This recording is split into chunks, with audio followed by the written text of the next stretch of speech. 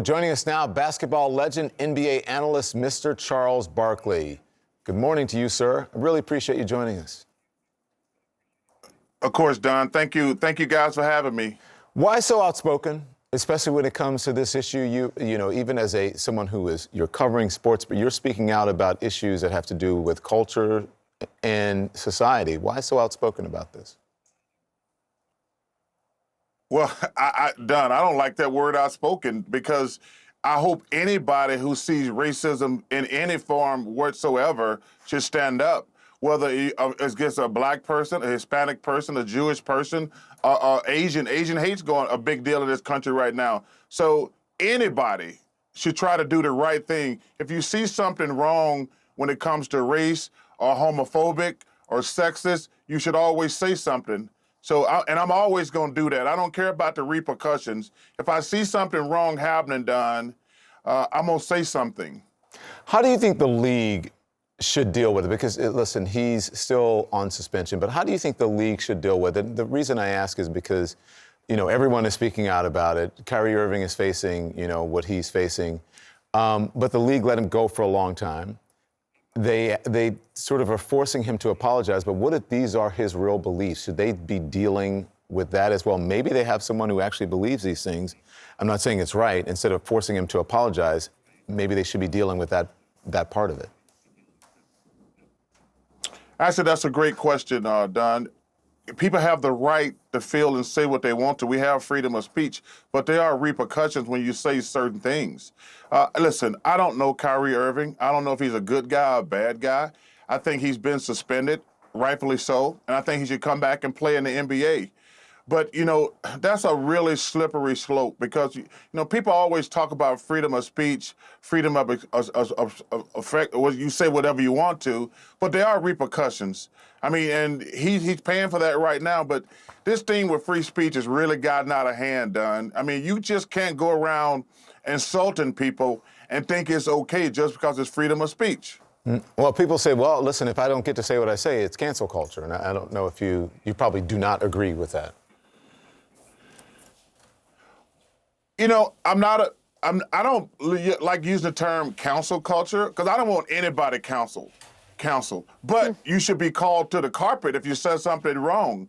You know, I don't believe somebody should lose their job or things like that. But you should be called out if you said something stupid. Hey, I've been called out many times, and I have no problem with that. But I hate the term cancel culture because very few people are canceled. Let's be honest and realistic.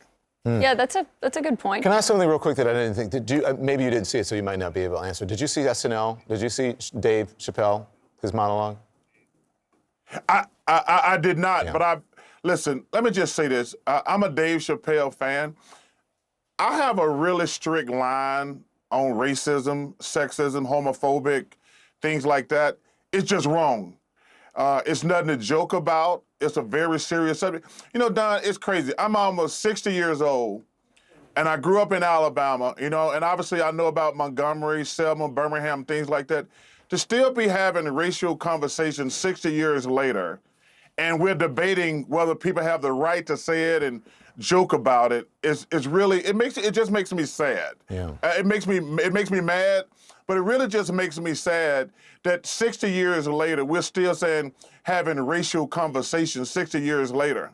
And more than a decade ago, I do have to say, and then I'll let you guys jump in here because I don't want to hog this conversation. One of the first people to contact me after I came out was this man right here. And that was over a decade ago. So these issues are really important to you, and you always stand up for people's individual rights. Well, you know, Don, first of all, one thing that always has disturbed me as a black person, which really bothers me about the Kyrie Irving situation and the Kanye West situation, first of all, being black in America is already hard enough. And for us to go at other ethnic groups just makes things worse because it's hard enough being black. And one thing that's always disappointed me, black people treat gay people, we are the worst when it comes to treating gay people. And that's one thing growing up, it really always bothers me. And I want to reach out to you and all my gay friends, all my transgender friends, and tell you, man, I got nothing but love and respect for you. I want you to be you. And I wanted you to know that day, because I understand being black, what it's like being gay, because you get mistreated, and it's really unfortunate and sad and stupid, to be honest with you. Charles, you mentioned your home state of Alabama. We both share Thank that. you for that, by the way. Sorry. Yeah, that's a lovely. I'm glad you pointed that out. Obviously, you're an Auburn fan. I'm an Alabama fan, so we disagree there. But you live in Arizona now, and I wonder what you make of the election results that we've been talking about this morning and what happened in the state that you live in now. Well, Caitlin, number one, I don't want to talk about Auburn right now. That's a very touchy subject right now, but I appreciate that. I don't want to talk about Alabama, so that's fine. Well, let's talk about LSU, but sorry, go on. Yeah. Sorry. Yeah. You know, it's been very interesting watching the results. You know, it's been frustrating. So Carrie Lake, I don't know Carrie Lake that well, but I've met her quite a few times. She's always been cordial, friendly, just a great lady.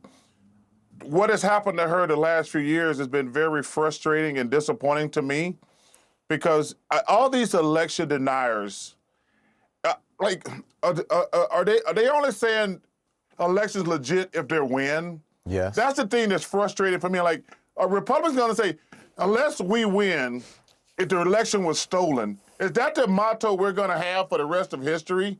If they don't win an election that was stolen? And that was the thing that bothered me the most about watching Carrie. Like I say, she's always been great to me. She was always a nice lady, but what I've seen the last few years is just really disappointing, because this thing that unless Republicans, and let's say, hey, I'm an independent. I vote for whoever the hell I want to vote for. I'm an independent. But this notion that unless Republicans win the election, it's stolen, we can't go on like that. That's just really sad. Yeah, Did you what do know you Oz? think? Did you know Dr. Oz? I know who he is, and I was watching that because I got to tell you how crazy my life is.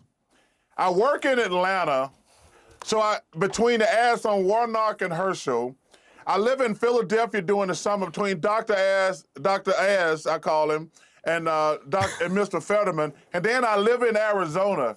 So all the three states that I live in and work in, I have been bombarded with silliness. I'm so glad. Well, unfortunately, we still got the runoff down here in Georgia.